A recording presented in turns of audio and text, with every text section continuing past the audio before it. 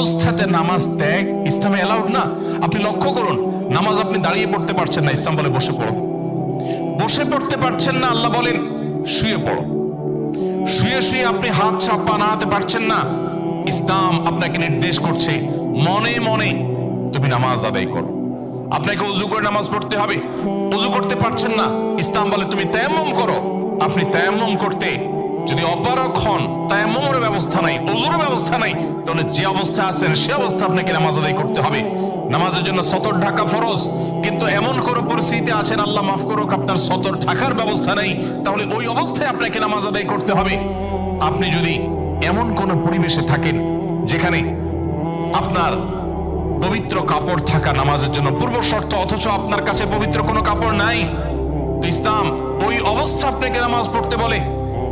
কেবলার দিকে ফিরে নামাজ পড়া ফরজ, কিন্তু কেবলা কোন দিকে আপনি জানেন না,